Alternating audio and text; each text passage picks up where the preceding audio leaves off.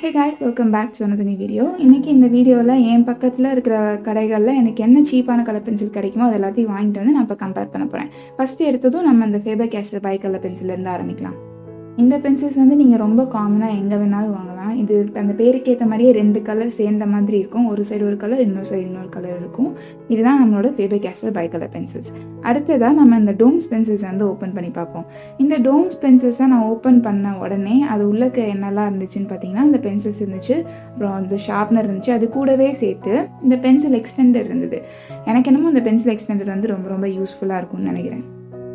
அடுத்ததான் நம்ம இந்த நட்ராஜோட 12 கலர் பென்சில்ஸ் யூஸ் பண்ணுவோம். இந்த பிராண்ட் வந்து நீங்கள் கேள்விப்பட்டிருப்பீங்களான்னு தெரில, ஆனால் தமிழ்நாட்டில் இருந்தால் கண்டிப்பாக நட்ராஜ் அப்படின்ற பேர் எங்கேயாவது பார்த்துருப்பீங்க. இந்த பேக்கில் வந்து பின்னாடி பார்த்தீங்கன்னா கலர்ஸ் எல்லாம் எப்படி மிக்ஸ் பண்ணால் என்னென்ன கலர்ஸ் வரும் அப்படின்றதுக்கு கொஞ்சம் டிப்ஸ் எல்லாம் கொடுத்துருக்காங்க. அது வந்து ரொம்ப யூஸ்ஃபுல்லாக இருக்கும்னு நினைக்கிறேன். உங்களுக்கு வந்து அந்த கலர் வீல் பற்றி தெரியல அப்படின்னா இந்த பேக்லேயும் உங்களுக்கு ஒரு ஷார்ப்னரும் கூடவே இருக்குது. அடுத்ததான் நம்ம இந்த கேம்லின் ஓப்பன் பண்ணுவோம்.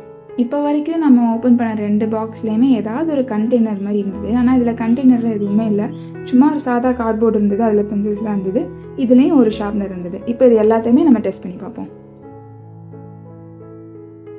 இப்போ எடுத்ததும் நம்ம ஃபேபர் கேஸ்டலோட பை கலர் பென்சில்ஸ்லேருந்து ஆரம்பிப்போம். நான் முதலே சொன்ன மாதிரி இதை ஏற்கனவே நான் ஒரு வீடியோவில் யூஸ் பண்ணியிருக்கேன்.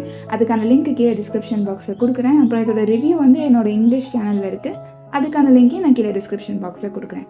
இந்த பென்சிலை பொறுத்த வரைக்கும் பார்த்தீங்கன்னா இது வந்து கொஞ்சம் ஹார்டாக தான் இருக்கும் வரைகிறதுக்கு. ஆனால் அந்த கலர்ஸ் எல்லாமே ரொம்ப வந்து ரிச்சாக இருக்கும், ரொம்ப டார்க்காக இன்டென்ஸாக தான் இருக்கும். ஃபேபர் கேஸ்டல்னு வரப்போ அது ரொம்ப பரிச்சயமான பிராண்டில், அதனால் இதை பற்றி குறை சொல்கிறதுக்கு எனக்கு அவ்வளோவா எதுவுமே இல்லை.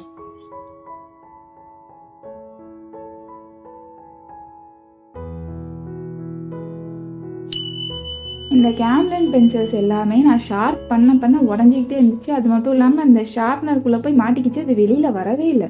ஏன் இந்த பென்சில் இப்படி பண்ணுதுன்னே தெரில. அப்புறம் இதை வச்சு நான் ஸ்வாட்ச் பண்ணும்போது வரைஞ்சி பார்க்கும்போது உடஞ்சிக்கிட்டே இருந்துச்சு. நீங்களே பாருங்களேன்.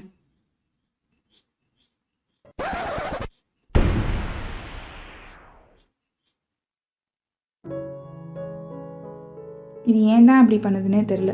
சரி, இந்த கலர்ஸ்லாம் பிளெண்ட் பண்ணி பார்ப்போம் அப்படின்னு பண்ணும்போது பார்த்தா எல்லாம் தூசியாக வருது. இப்படியே வந்துட்டு இருந்தால் நம்மளால் அதை சரியாக வரைய முடியாது. அப்படியே வரைஞ்சாலும் ட்ராயிங்கெல்லாம் அழுக்காக இருக்கும். இந்த கலர்ஸ் எல்லாம் சுத்தமாக சேச்சுரேட்டடாகவே இல்லை, ரொம்ப டல்லாக இருந்துச்சு. இந்த பென்சில்ஸ் வந்து அவ்வளோவா நல்லா இல்லை. இந்த டோம்ஸ் பென்சில்ஸை பொறுத்த வரைக்கும் அதில் வந்து ஷார்ப்னர் வச்சு நான் ஷார்ப் பண்ணும்போது ஓரளவுக்கு நல்ல ஃபைனாக ஷார்ப் ஆச்சு. அந்த டிப்பும் அவ்வளோவா உடையில. இதை நான் ஸ்வாட்ச் பண்ணும்போது பார்த்தீங்கன்னா இந்த கலர்ஸ் எல்லாமே கொஞ்சம் டார்க்காக இன்டென்ஸாக இருக்குது. அது மட்டும் இல்லாமல் சாஃப்டாக இருந்தது, கையும் அவ்வளோவா வலிக்கவே இல்லை. இதை நான் பிளெண்ட் பண்ணும்போது கூட எல்லாமே நல்லா ஈஸியாக பிளெண்ட் ஆகிடுச்சு, எனக்கு நல்லா ட்ரான்சிஷன்லாம் கிடச்சிது. இந்த பென்சில் வந்து ஓரளவுக்கு இப்போ நல்லா வேலை செய்யுது.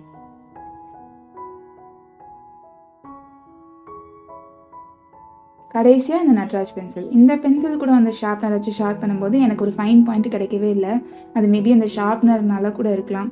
ஆனால் இது அவ்வளோவா உடையலை. நான் அது உடைய நினச்சேன், ஆனால் அது அவ்வளோவா உடையலை. இதெல்லாம் நான் ஸ்வாட்ச் பண்ணும்போது பார்த்தீங்கன்னா இதுவும் தூசியாக தான் வருது. கலர்ஸ் எல்லாம் ஓரளவுக்கு இன்டென்ஸாக சேச்சுரேட்டடாக தான் இருக்குது. இதை வச்சு நான் பிளெண்ட் பண்ணும்போது பார்த்தீங்கன்னா கொஞ்சம் ஈஸியாக தான் இருந்தது பிளெண்ட் பண்ணுறதுக்கு, ரொம்ப கஷ்டமாக தான் இல்லை. நான் வேணும்னு நினச்சா நல்லா ஸ்மூத் பிளெண்டிங் கூட என்னால் இதை வச்சு கொண்டு வர முடியும். ஸோ ஃபைனலாக நீ என்ன தான் சொல்ல வர அப்படின்னு கேட்டிங்கன்னா, என்னோடய ஒப்பீனியனில் ஃபஸ்ட்டு ப்ளேஸ் வந்து டோம்ஸுக்கு தான் போகுது. ஏன்னா அது ரொம்ப சாஃப்டாக இருக்குது, க்ரீமியாக இருக்குது. நீங்கள் பிகினராக இருந்தீங்கன்னா கண்டிப்பாக உங்களுக்கு டோம்ஸ் பென்சில் சூப்பராக செட் ஆகும். அப்படி இல்லைன்னா நீங்கள் ஃபேபர் கேஸ்டல் போகலாம், அதுதான் செகண்ட் ப்ளேஸ். அது வந்து அதே சொன்ன மாதிரி தான், சேச்சுரேட்டடாக தான் இருக்குது, டார்க்காக இருக்குது, இன்டென்ஸாக இருக்குது. ஆனால் அதில் ஒரே ஒரு ட்ராபேக் என்னென்னா அது கொஞ்சம் ஹார்டாக இருக்கும், அவ்வளோதான். மற்றபடி அது ஒன்றும் பெரிய விஷயம்லாம் கிடையாது. தேர்ட் பிளேஸ் வந்து நான் நட்ராஜுக்கு தான் கொடுக்க போகிறேன். ஏன்னா நான் இதுதான் ரொம்ப மோசமாக வேலை செய்யணும்னு எதிர்பார்த்தேன். ஆனால் பரவாயில்ல, ஓரளவுக்கு நல்லா தான் வேலை செஞ்சுது. என்னால் ஓரளவுக்கு பிளெண்ட் பண்ண இருந்தது. ஃபைனல் பிளேஸ்ன்னு பார்த்தீங்கன்னா கேம்லின் தான் போகுது, 4th பிளேஸ். ஏன்னா அது சுத்தமாக எனக்கு பிடிக்கவே இல்லை, உடஞ்சிக்கிட்டே இருந்தது. நீங்களே நோட் பண்ணீங்கல்ல. அது மட்டும் இல்லாமல் கலர்ஸ்லாம் அவ்வளோவா சேச்சுரேட்டடாகவே இல்லை. உங்ககிட்ட சப்போஸ் இதே கேம்லினோட பெரிய செட் இருக்குது அப்படின்னா அது எப்படி வேலை செய்யுது அப்படின்றத கீழே எனக்கு கமெண்ட் செக்ஷனில் என் கூட ஷேர் பண்ணுங்கள். போன வீடியோவில் நான் அப்சராவையும் டோம்ஸையும் கம்பேர் பண்ணியிருப்பேன், அதையும் மறந்தாமல் போய் பாருங்கள். நான் அடுத்த வீடியோவில் உங்கள் எல்லாத்தையும் பேசுகிறேன். பாய், டேக் கேர்.